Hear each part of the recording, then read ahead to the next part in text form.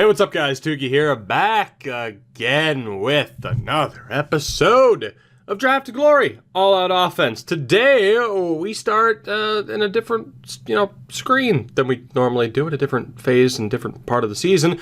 We're at the re-sign phase still, and that is because this team can't be established just yet. Of course, the last draft was what it was. We'll hear more about it. Of course, Montgomery is going to be a huge addition to this team. But we start off with the goaltending, where there is a chance to see us pick up some extra picks via an offer sheet. I hope that is the case. The goaltending heading into next season is going to be Bednar and Kluchek, and in the AHL, for obvious reasons, Castles, I'm calling them Castles no matter what you say, and Rice Miller. Again, for obvious reasons, medium elite, medium starter. We're going to try to get rid of these two medium fringe goaltenders. I don't think we'll get anything for Higgins, but there's an outside chance that Sadikov will fetch us what we need. I do hope. Now, we're going to have to offer Kluchek a little bit more because he does want that one-way deal and also doesn't want to re-sign. Players never want to re-sign. But I figured we'd start off in the re-sign phase today just in case somebody does, send an offer sheet out. That way people aren't like, hey, where'd that pick come from? And then some people probably wouldn't believe me anyway, but it's cool. So, Montgomery will be signed. Again, desperately needed him. Now that Doughty is looking like he's going to be just okay rather than great. But those three leading the way, tremendous. If a Finneganoff can continue to improve, it's going to be looking that much better. Now, in terms of defense in general, that would be 6 right there. So we're actually good to go. Glasl I might keep. In general, I might keep both of these guys to take up cap space, but we're not going to immediately sign players anymore. I do feel like that just doesn't work. A lot of people swear by that for NHL 20 this year.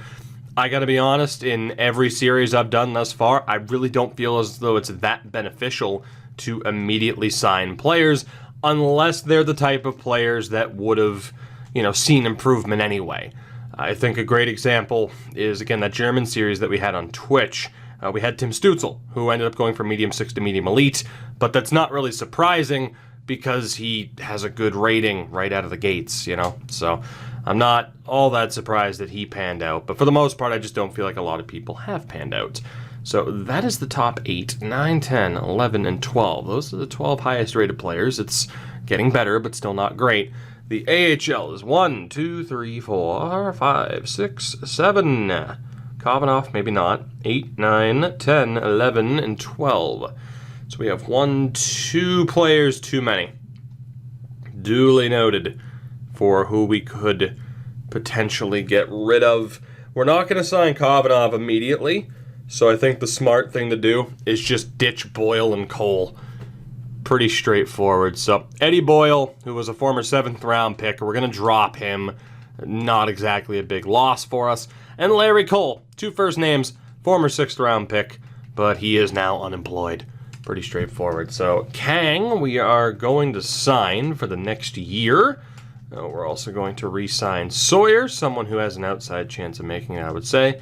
Malone as well. Now, there's a chance that all of these guys are going to reject, and then I'm going to have to go back and offer one-way deals, which kind of blows, but that's just the way this game works this year. My God, Gamble wants more money than he should, but we'll do that because he's not going anywhere. Hedstrom. I, again, have a feeling he's going to reject that, and we're going to have to redo a lot of these offers, but we'll do what we have to do. We'll see if that works for Foss. Jovocop wants to get paid. Bump that up a little bit. Nazarov, this is going to be an expensive deal. He only wants a 1-year deal, so we'll bump it up to $4 million. And for Joachim Kamel, 4-year deal, we'll go just about $5 million, a little bit over. And for Alex Holtz, so fun fact about Alex Holtz last year, I had to offer him one of those 1-year max contract deals because he was being a massive pain in the ass in terms of not wanting to sign a contract. Hopefully it works out. I do know that Kamel wanted to sign an extension, but it really doesn't hurt all that much. And there you go. There are the rejections. Jesus Christ. You gotta love it. Players that are expected to take 2-way deals, we offer them a max 2-way deal, and they don't sign. beautiful. Bednar also rejected, which is insanity to me. I mean, the good thing is we have all the money in the world to spend. We have over $50 million in cap space, but like case in point, Ty Malone offering him a max two-way deal, and then he rejects.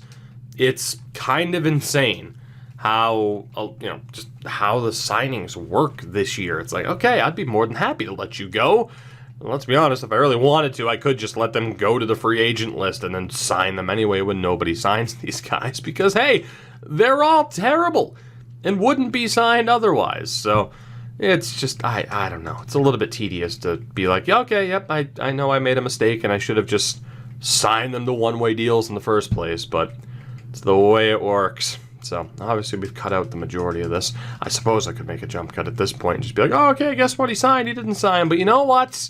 No, if I have to suffer through this part, then you're suffering with me unless you choose to skip ahead in the video, which, I don't know if I'd blame you. I think I might too. Or like bump it up to like 1.5 speed. Oh God, Gamble, we gotta sign you to a decent amount here. Son of a bitch. Heikkinen, you're just, God, what a disappointment you are.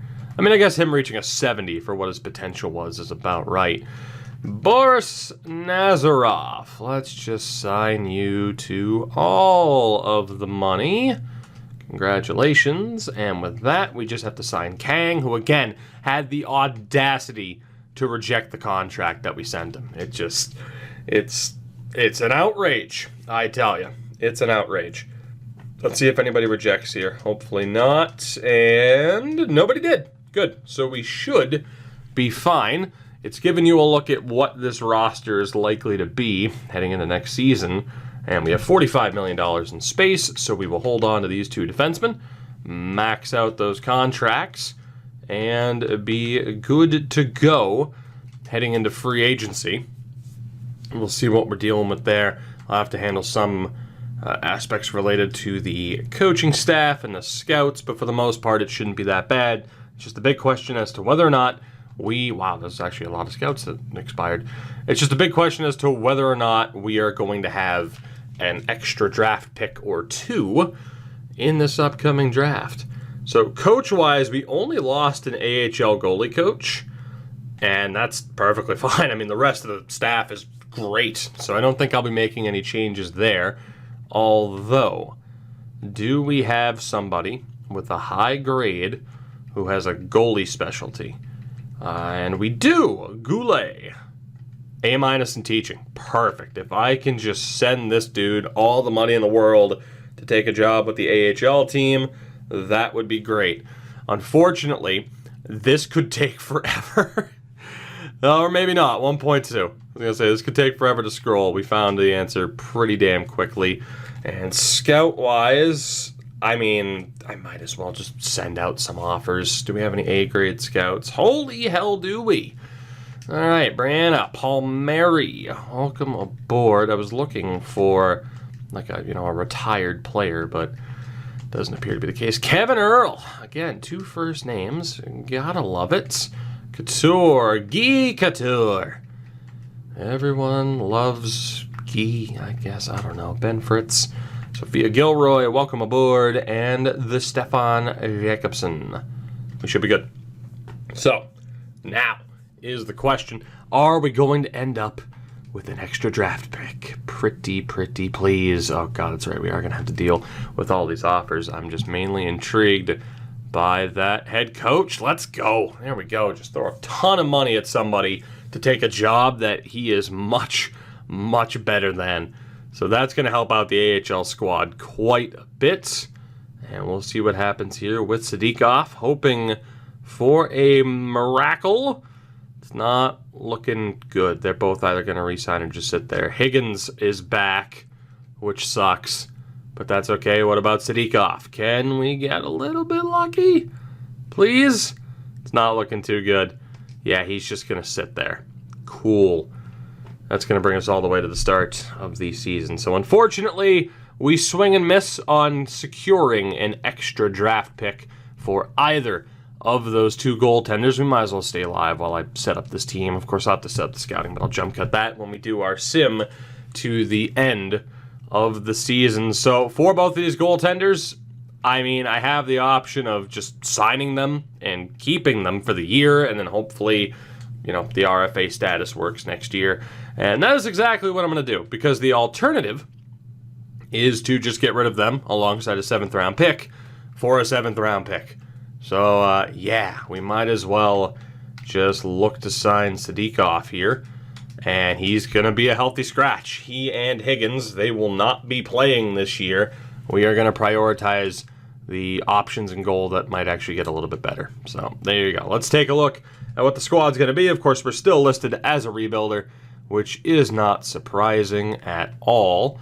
Defensively, it's pretty straightforward, as it is for the goaltending.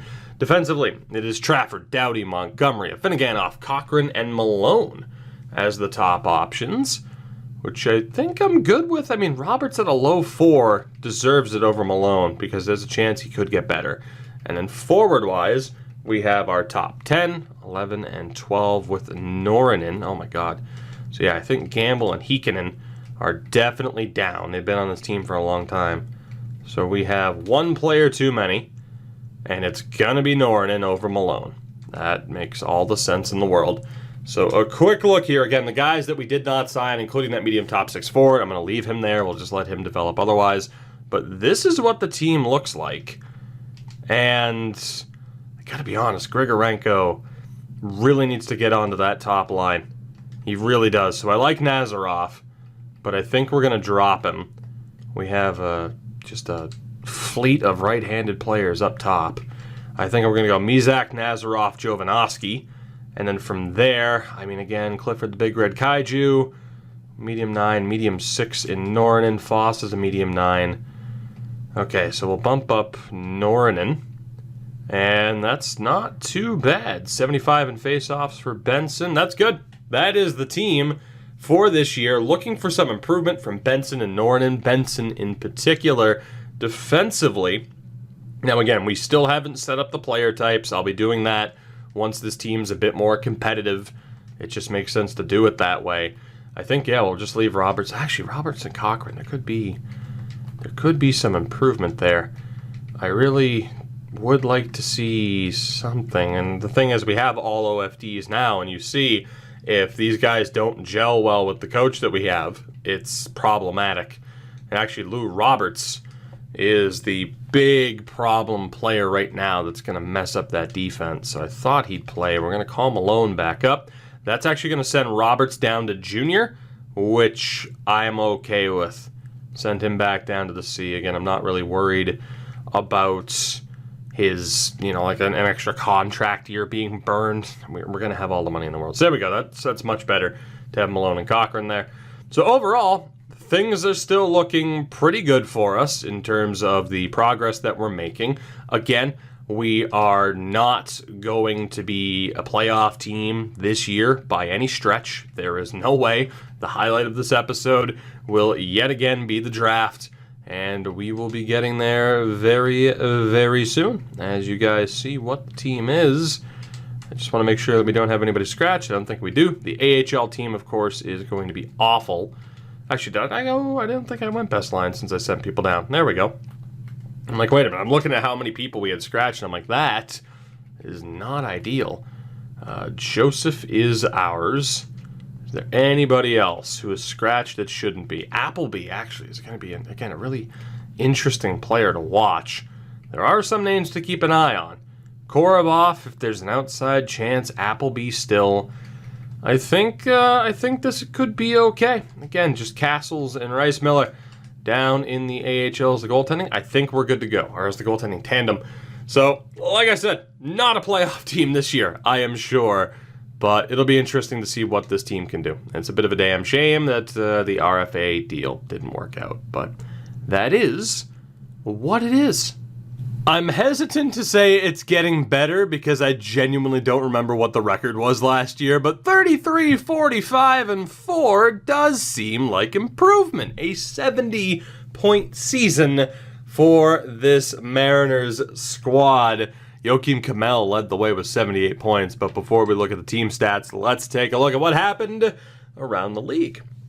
Now, in the Atlantic, you have Toronto, Ottawa, Florida, Tampa, and Montreal all making it. We were actually better than the Bruins this year. A ridiculous 10 better in ROW. That is insanity. The Bruins were hot garbage. In the Metro, Pittsburgh, New Jersey, and Washington make it.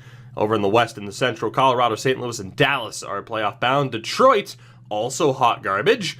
And in the Pacific, Anaheim, Vancouver, LA, San Jose, and Arizona. So we had some competition towards the bottom of the barrel. Bad enough that we were only 5th worst in the NHL. There were 4 teams who finished with less than 70 points. Now, the last time, I mean, technically this is our best finish ever, if I'm not mistaken, but last time we didn't finish in the bottom 2, we ended up winning the lottery. Now, we have had lottery luck as of late. Maybe we'll have it again. But I think the real thing that stands out here is the goals for. We had a respectable offense at a 311. Mid-table, but a respectable offense. It's just the defense and goaltending that was absolutely brutal, which isn't surprising seeing how the defense still hasn't really, come together yet. But Joakim Kemell, 39 goals, 78 points for the 22-year-old.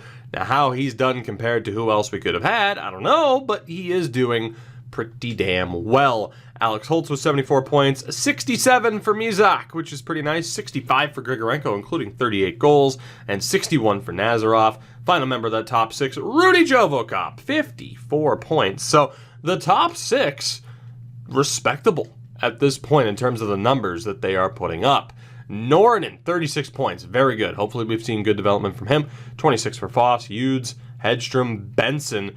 The one guy that sucked was Clifford the Big Red Kaiju, unfortunately. 7 points in 82 games, but everybody else was over a 20. Defensively, 65 points for Trafford, 33 for Doughty, and 24 for Montgomery. Not too bad. 3 of our defensemen took over 100 shots in the year. Goaltending-wise, both were 900 save percentages, 900 and a 907, so it could have been worse. But all in all, again, I believe our best season to date at this point. It's starting to come together. We're getting there. Mitch Marner led the league in points and alongside Connor McDavid. Marner, though, with 39 goals. Crosby and Kucherov were also up there. For the goal-scoring king, it was Roman Halak of the Edmonton Oilers, 61 goals. You also had Peter Reynolds and Kirill Kaprizov hitting the 50-point mark. Defensively, it was Zane Trafford leading the NHL in points amongst defensemen. Now, I don't think he'll win the Norris because of that plus-minus. It'll probably go to Morgan Riley. But a very, very respectable season for the just 20-year-old Zane Trafford. What a pick he was at number 4 overall. I mean, hey, go figure. Morgan Riley was the 5th overall pick. So you don't have to go number 1 overall as a defenseman to be effective. Bowen Byram can tell you that. He was up there as well, as was Tony DeAngelo. For the goaltenders, we have the winningest, Igor Shesterkin, or Shestyorkin, call him what you will, with 42 wins. Leonard, Gibson, and Bassey were also up there. The shutout king is Robin Leonard with 8. And in terms of save percentage, it's Darcy Kemper, although a good shout for Rodrigue to potentially win the Vezina.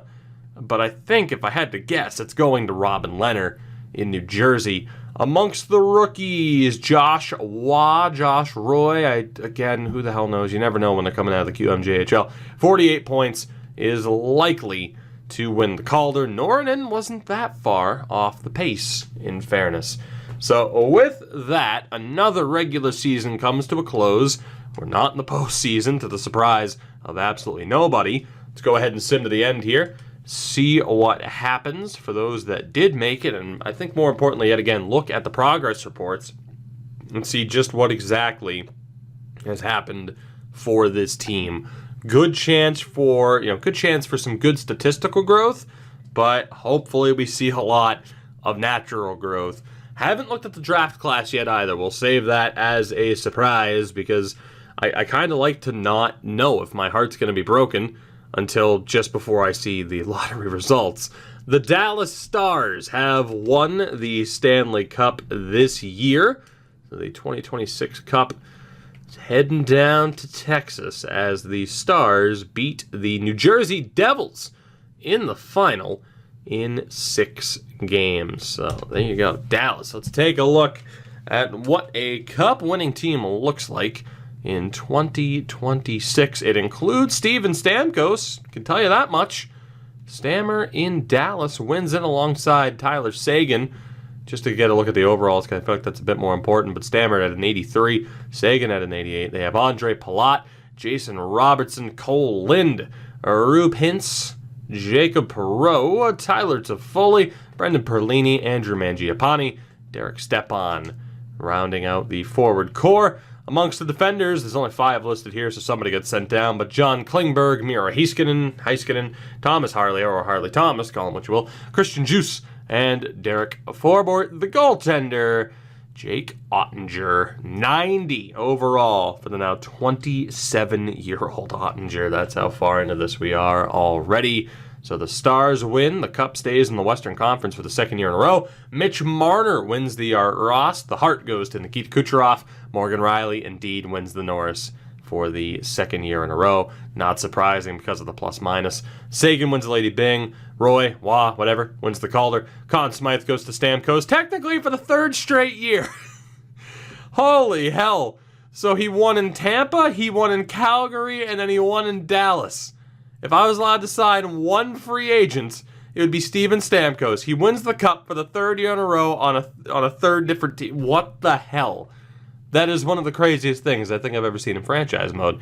Matt Murray wins the Vezina, which is honestly surprising. Leonard got robbed. He also won the Jennings. Helge Grans wins the Masterton. The Jack Adams goes to LA's coach, as does the Selke with Gregoire. Kucherov wins the Ted Lindsay, and the Rocket Richard to Halak.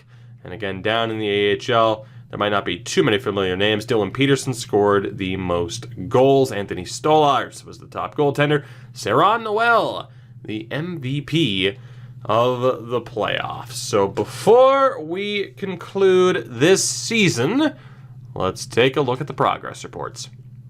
Are we going to get some good news? Are we going to see some good news? So Trafford's an 89. Holtz is an 89. Grigorenko an 87. Kamel up to an 86. Nazarov an 85.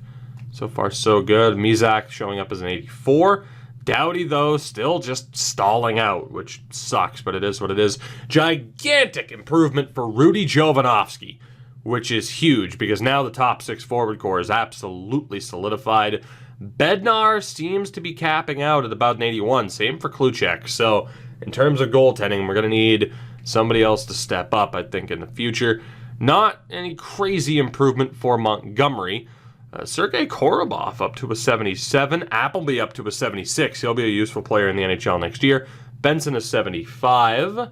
You have Malone now at a 74. Noren a 73. Finneganoff's up to a 73 as well, which is huge. He should be a useful player for us moving forward. So I'm fairly optimistic with what I'm seeing here. Castles is up to a 71. I don't know if he will eventually turn into that useful goaltender for us, but I'm feeling pretty good. So I guess there was a debate, again, that one year we missed out on the high elite goaltender, pretty much by choice. That may prove to ultimately be the wrong choice, but I'm still fairly optimistic with the goaltending that we have available to us now, and the forward core is certainly coming together. So my hope here is that the lottery goes well for us and that we have another defenseman available to us. So let's find out what the lottery results are. Can we win again? No, we can't. Wow, we're down to 8. Yikes, this is going to be the latest pick that we've ever had. That really hurts. Nashville, Calgary, and the Islanders all move up.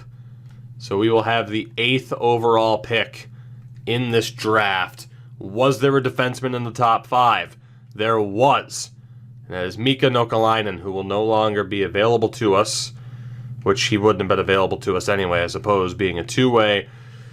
Harry Stewart, though, would have been available. And I don't think he'll still be there unless the AI is aware of him being 9th as opposed to 7th.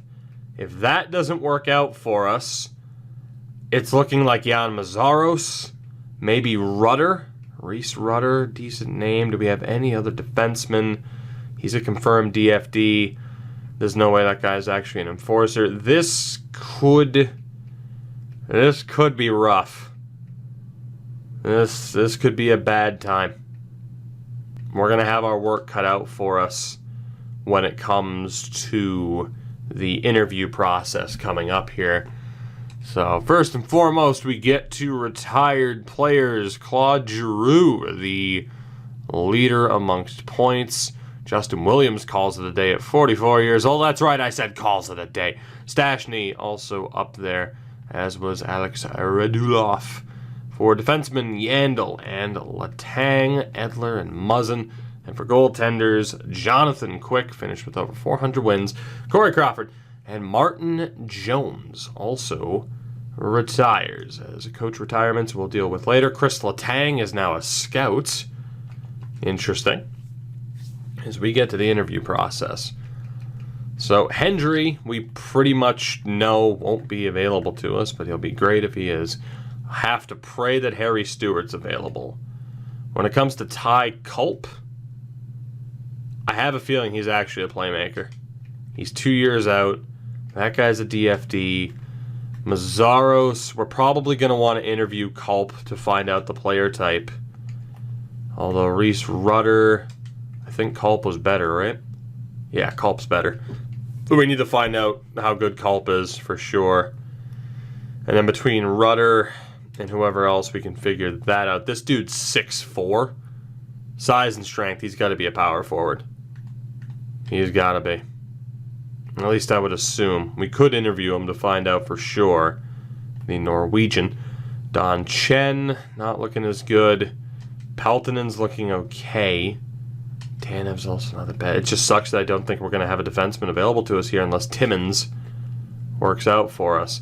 But with strength being one of his strengths, I don't think he's going to be an offensive defenseman. The offensive consistency also being a bit low would kind of be a giveaway, I would say. Ashton McGuire might be worth looking at here. Dylan's listed as a bust. You have Harrison. This guy's a confirmed DFD, so that doesn't help. We're not getting a defenseman in the first round. That is the most important thing to note here. That's just not going to happen. Which really sucks, because that's what we need. Holy shit. We should probably find out some more about that guy really quickly, too. And then there's also Israel Smits, who could also be pretty damn good. We're going to have a real tough choice here. We're going to have a real tough choice. Because there are a lot of players that would be interesting to scout. And we're not going to have enough time to scout all of them. This looks like a pretty damn deep draft, though. Dude, this is tough. This is really tough. I'm almost tempted to just half-ass it and just be like, okay, screw it, let's go. Skinner. I mean, Culp, we need to know. We need to know if Culp's a playmaker or not. We're going to interview him. If he is, if that defenseman's not available, we take Ty Culp as an option. Please be a playmaker. Yes. Had a feeling that he was. So if we don't get that defenseman, we will still get a decent backup option in Ty Culp with our first round pick. The second round, though, looks like it's going to be a nightmare. There are just far too many players to look at. So we know how good Culp is. And, I mean, he is a sure thing pick over Dante Skinner. So, yeah, we'll take Skinner off of the list. McGuire, that possible A potential, or that medium elite. I mean, the possible A and puck skills. I don't know if we want to waste that there, though. He's probably a medium 6, but if he were to be a medium elite, that would be such a gigantic steal, you know? It's the only thing we can really think of. But as we get towards the later round, I mean, again, this guy I'd be intrigued. This guy would be an amazing pickup if he was actually a medium elite, but the unfortunate thing is I honestly think that he could be. Do we have your ETA? We do. I'm going to interview this guy. Now, this is a huge risk because of how far down the board he is. So I'm kind of hoping he's just not available to us at all. Damn it, he's a sniper. He is available to us. Alright, man. At the very least, we already know the first and second round picks are going to be tough. We're pretty much guaranteed to get somebody good. But in terms of getting the best player available with each of the 2 picks, I think we're going to be kicking ourselves, and we're going to be, you know, the word hindsight is certainly going to come to mind. So Antropov was looking good. Stamkos is nearly a confirmed 2-way. I need to find out for sure with Stamkos. Levinu as well. I need to find out for sure with Stamkos. So Joel Stamkos, especially too when you see what Steven Stamkos has been doing, you might as well hedge your bets on another Stamkos to bring you success. He is an offensive defenseman, which is not surprising, given what the strengths and weaknesses were telling us. We just want to, or at least I just want to get that, you know, all 100% confirmed.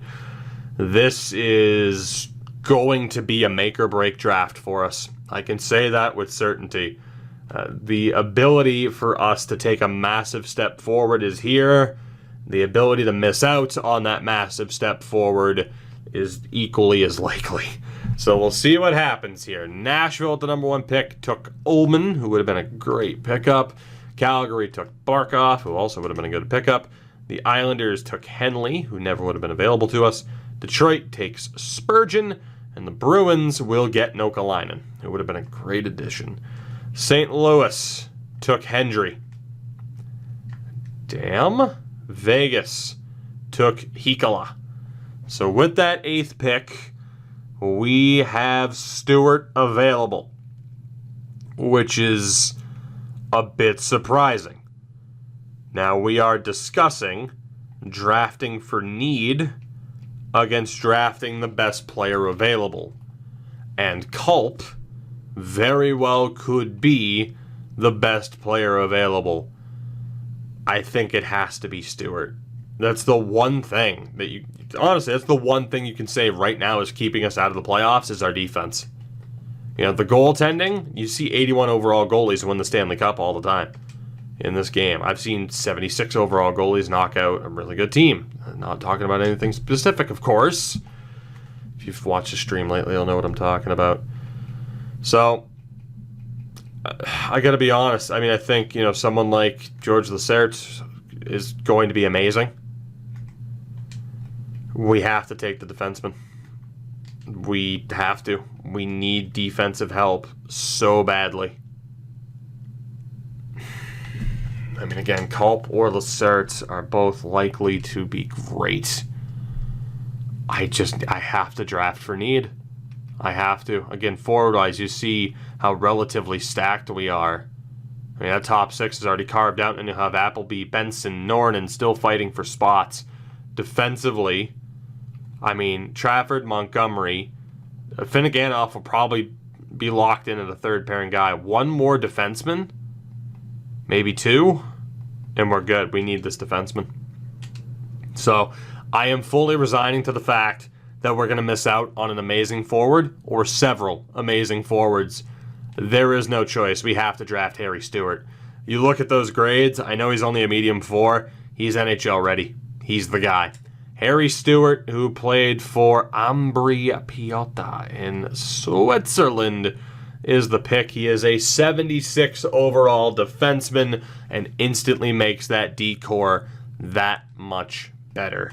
We will sim to our next pick, the Patrice Bergeron approved number 37, but we will see what we missed out on. But I am more than happy to get Stewart in that instance. That is a huge help to the team. Shen wasn't available, but he's solid. Culp was only a 70, so that would have been a nightmare of a pick to have taken him over Stewart. There's Blackburn. Mazzaros was a 65. We made the right choice. Already, we made the right choice. All these guys are solid, but compared to who we picked up, no doubt about it, we made the right choice. Thank God. I really couldn't afford to botch that. I'm just intrigued by this dude coming up. Lacerte was only a medium 6. We made the right choice. Now, in fairness, I was going to go Lacerte over Culp if I took a forward, so I couldn't have gone wrong. I made the right choice, though, taking the defenseman. And again, thank God, you guys would have been able to rip me apart, and rightfully so, had I screwed up that one. Now, the second round, though, Levenu or Stamkos. That's pretty much what we're looking at. And again, Stamkos had some slightly more interesting grades, and he is a confirmed option for us. Although Levenu is a little bit closer towards being in a medium elite. The issue with Levenu, again, if I take someone who isn't showing up as one of the approved player types and he's not he's not what we need, I'm not allowed to keep him. That was the justification that we made. That way I can't just be like, oh, let me take Brouwer. I know he's good. I'll just change him to a sniper. No, I mean, it's supposed to be certain player types for a reason, and it takes a bit of the challenge out of it to just be like, okay, well, I know Brouwer has good grades. I'll just change him. We want to keep some of the fun, some of the challenge in it. Sundin's also available. There is Duchesne, but he is a no. Courtnall might not be that bad, but unless somebody is a lights-out guarantee, it's not happening. What about Jean Flatine? Not looking good. Goudreau, not looking good either. It's going to be one of those guys at the top, for sure. Potter isn't the guy. Oh boy, that guy's close to being a medium elite. I need one more defenseman. Oh, come on. You had to be a two-way. You had to be a two-way. Imagine if he was an offensive defenseman. God damn. I know I have to call a timeout here, too, in a second. Was Niinimaa a defenseman? He was. Jesus Christ. There is a lot of talent to pick between. Let me go call a timeout. We know we're taking another defenseman because that could solve all of our issues right here and right now. So these are all the defensemen that are available. The issue is only 2 of them are approved, Sundin and Stamkos. Fred White's close to being a low elite. I don't know if I'd trust for sure that he's an OFD. Fuller's looking rough. I think it has to be Stamkos or Sundin. It has to be. And I mean, the issue with Sundin is just what the hell is his potential, right? I mean, obviously, it's like, okay, Stamkos, unconfirmed medium elite. It's not ideal. I do like how many points Stamkos put up, even though he's a year older and in a different league. They're going to be about the same overall. I think we're going to go for Joel Stamkos and hope that we have a medium top 4 defenseman. This could be the one. The first one I hit a home run with. I think I made the right choice. This one I have my concerns with. Especially because you do have Leveno, who could be the one. Even Zane Yui might not be that bad. White, bit of a guarantee towards a low elite, but not with the player type. We're going for the American, Joel Stamkos. Please be worth it. Yes! Yes! I'll take it, man. Medium 4, 63 at 18 years old. 2 very strong additions to this defense. And if we don't make the playoffs within the next 2 or 3 seasons, I would be shocked. We're getting there. Absolutely. Again, the forward core. Now you look at the defense. We have, an identified top 6 for this team in the future, and it's going to be sooner rather than later. So whether or not there was somebody better that was available, we'll check. I'm going to obviously go back through the second round, but I'm very happy with the 2 picks that we've made thus far.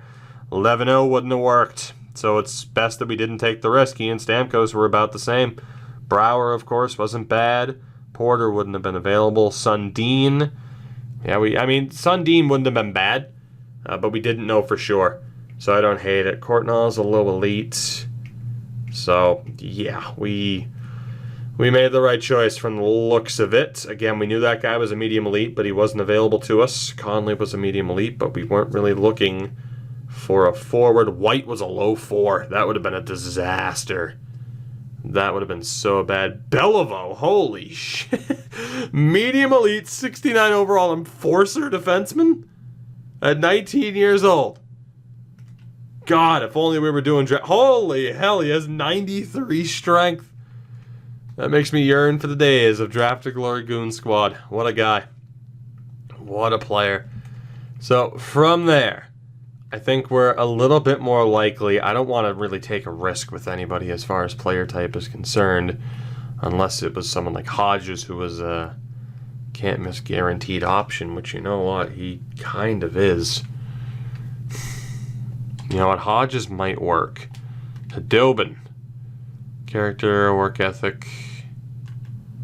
Can't really guarantee what you are, unfortunately. Summers had a really good point total. He could work out. McDonald, what were your strengths again? Passing ability, defensive zone play. You won't be a playmaker. Potential grinder and Kovacs. Goal scoring, balance, foot speed. Foot speed, but has bad acceleration. Go figure. Probably is a grinder. Bruce Fawcett. Not looking that bad. 3 years out. Confirmed two-way, and Derek Vizentine. That's unfortunate. What about Jass? Defensive zone play. He's definitely a two-way. Anybody else? Kirk Coe. What a name. Jared Zinger. Obviously not going to be available to us. What about Roberto Machias? Nose for the net. Makes me think that you're not a playmaker or a sniper, unfortunately. Montgomery. Goal scoring, balance, shot utilization. Montgomery might be, but I think we have enough options that we don't have to risk picking someone who we might not be able to keep. There's also Daniel Burrows, the goaltender. You have Reardon. I know we're low on time. Hello, offensive defenseman and Yui. Still on the board. And then we get to Reza, and we'll definitely take a look at him. So let's call another timeout here and see what we have going on. As pinned players, we have 6 of them. So Yui's an OFD. Don't know for sure how good he is. 5 years out at 18. Summers had a pretty damn good point total. 3 years out. Reza, I mean, stats are okay. 5 years out. The goalie in Burrows, good lord, he didn't play that much. He's going to have a really low starting overall, though. Very low. Hodges, I can't risk it. And then Fawcett could also be decent. 3 years out. So we have 2 defensemen and 2 forwards to pick between. And I mean, if we were looking at Summers, you'd think, okay, probably not good. They're all younger players, too. The 5-year ETA for Reza, same for Yui. So what do we got? B's, C's, and 2 D's, or a B, 2 C's, 2 D's. Okay. Tough call with either one of them, really. And then Summers is intriguing because of the point total. As is Fawcett. I mean, I'd have to go for Summers, I think, just for the slightly improved skating, but Fawcett's closer to being a medium elite. This is a pretty tough call. Reza with the penalty minutes. I don't know who to go for here. I mean, the forwards are close to being ready. We're going to go for Bruce Fawcett and hope for the best. I honestly think Summers has a good chance of being a solid player. But I think, I mean, we're gonna aim high here with Bruce Fawcett, and we're gonna hope for the best. So he ended up being a two-way. We're allowed to change him. We're allowed to keep him, but he's a medium 9 at a 62. So not bad. Someone who might be able to push for a 4th line spot, but obviously nothing too special. We'll see how he compares to some of the other options. Summers was about the same. Byzantine, of course, we knew was good, but wasn't available to us. A lot of medium 9s for the forward group at this stage. Couldn't really go wrong. Yeah, Burrows is a 47. I think we did okay. We did all right. The quality dropped a little bit, which has me worried about this 4th round. Yui and Reza are both still there, though.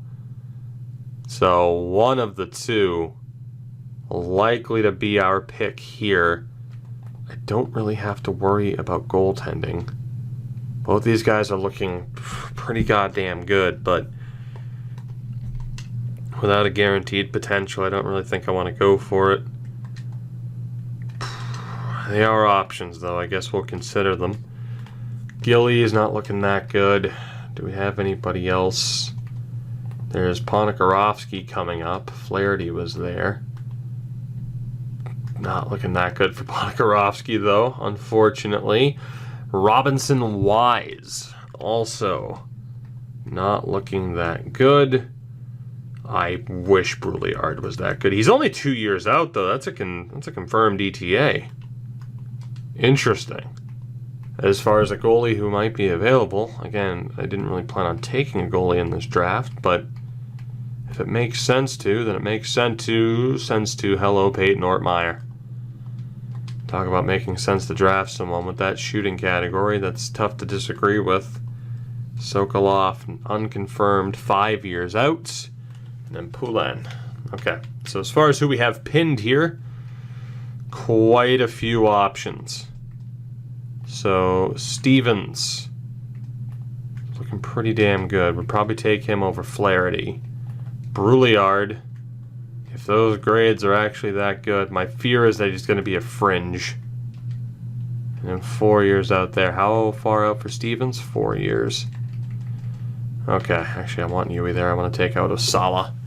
50 seconds left before we have to call another timeout. Ortmeyer, those offensive grades hold up. He's looking pretty damn good.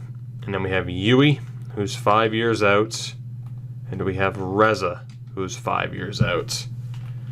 So goalie-wise, I mean, obviously aim high with Brouillard. We take Yui or Reza, or we take Ortmeyer.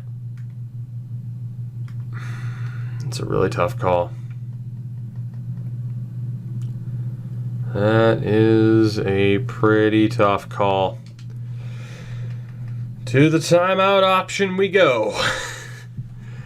As all in all, it's been a solid draft, but I gotta make sure I don't botch this.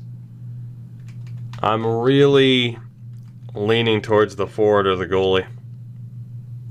Ortmeyer at 18, decent point total. I mean, that goalie, I just feel like he's going to be medium fringe.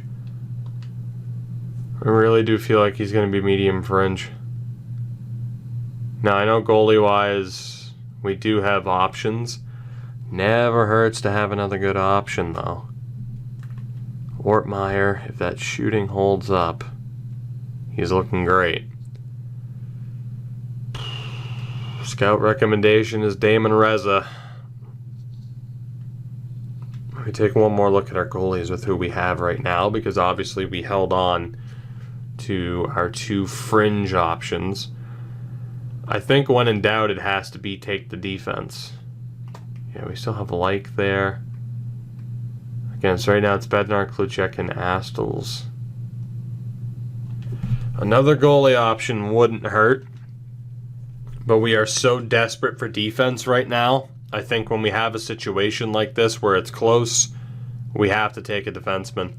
So it's going to be Reza or Yui.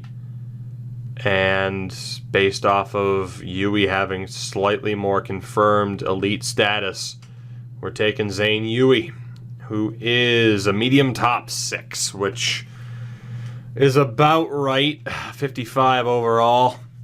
It's a little bit lower than what I was hoping for. I'd rather have that than a low top 4 defenseman, though. Brouillard was a fringe. He was a 72, though. I didn't mean to scroll that quickly. So you had Stevens as a fringe. All in all, a medium 6 defenseman isn't that bad. You got to figure it equates to a medium 9 guy. Wise would have been a pretty good pick, but I'm okay with who we picked up. Another good enforcer, by the way. I'm okay with who we picked up. Like I said, better to risk it for the defense and miss just because of how desperate we are. There is no way, by the way. Although, you know, you see that and it's like, well, maybe. Maybe. Not that I want to take a goalie here, but we could. Like I said, if there is an opportunity to take a defenseman, it's one that has to be made the most of, just for how badly we still need that help. And right now, funny enough, that goaltender is looking like our best and only option outside of Devin Franzen. Holy hell. Well, we're taking him over the goalie. He's probably a power forward, but he's showing up as a sniper. He's eligible. Holy hell.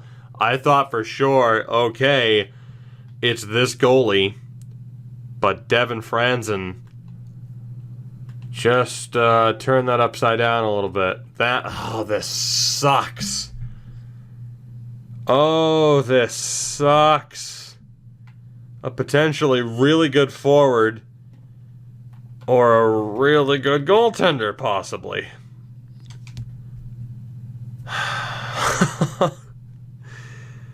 Wow, that sucks. That's a really tough choice.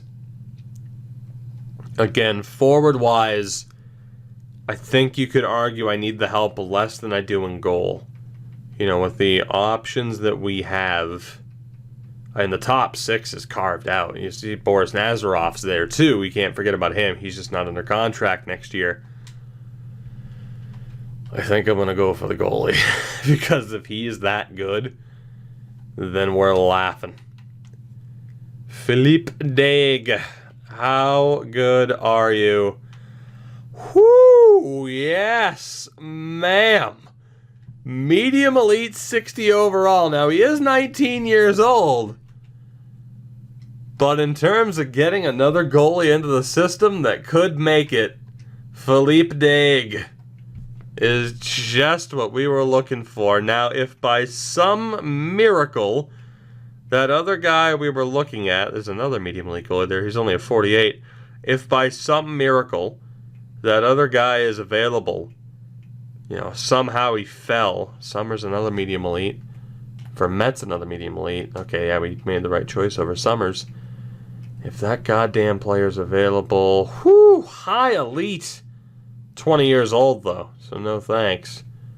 Oh my god, is that forward still available? What do you guys think?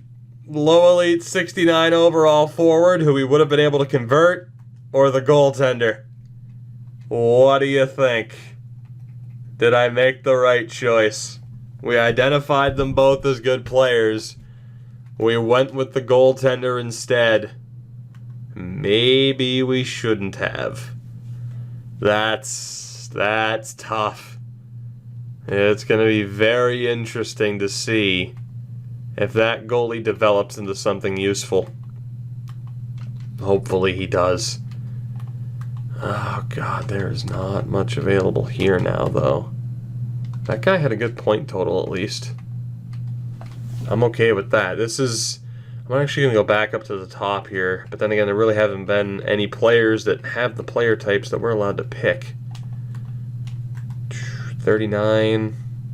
I mean, yeah, Dwyer is the most intriguing one. Mark Lehoux. It's okay, there is a defenseman. Dorian Blunden, who's probably not that good. Let's be honest. Dorset's available. Colton, I think our trend of picking defensemen has come to an end. Let's take a quick look at potential, just to see if there's anybody out there. Bobkoff. Nah, he could be okay. Could be. Dominic Maurer. Vishnevsky. That would be a lot of wishful thinking in those picks. So as far as who we have available here, I think it's going to be Murray Dwyer. We're going to take the risk on this 19-year-old. He had a decent point total. And again, it's very much in hope for the best territory. That's a big swing and a miss, unfortunately. Big swing and a miss there. Relatively frustrating. But at the very least, if we were going to miss on picking up anybody decent, the 6th round was the time to do it. And from the looks of it, a lot of teams are struggling, as this draft just hasn't been all that kind to anybody at this stage. So this final pick here, I think I'm going to go for Bobkoff, which scares me a little bit, but it's just wishful thinking. It's either Bobkoff or Mauer. I guess when in doubt, take the defenseman. The young defenseman who would have plenty of time to make it. Or we take Bobkoff. I have a feeling he's going to be a low 4. I'm going to go for Ilya Bobkoff. And we're going to hope for the best. And the best we did not get, as he is a medium bottom 6. So, all in all, a decent draft for us. We get 2 defensemen that we needed. We get a very interesting goalie prospect. Not much help on the forward side of things, but we weren't in desperate need of a ton of help up front. So, hindsight, maybe I won't look back on this draft in an overwhelmingly positive fashion, but if you look at this team now, again, Bednar and Kluchek, we'll still try to get something for Sadikov and Higgins. You have Castles, Rice-Miller, will need to be signed. I think Bednar's the guy, but you could even make the argument to qualify Bednar. Go with Kluchek, probably Rice-Miller or Castles, and then as well, and then Daig. We'll see if he makes it. Defensively, though, now Trafford, Doughty, Montgomery, Stewart, Afinogenov. Cochran's not going to make it. I don't regret taking the defenseman that we did, because we did need that extra bit of help to try and make this work. And then again, forward-wise, the top 6 has been solidified. We're going to get a bigger effort from someone like Appleby and Benson to make the NHL roster this next season. We've been saying it for a few episodes now, but the pieces are coming together. Not quite there yet, but we're certainly on the right track.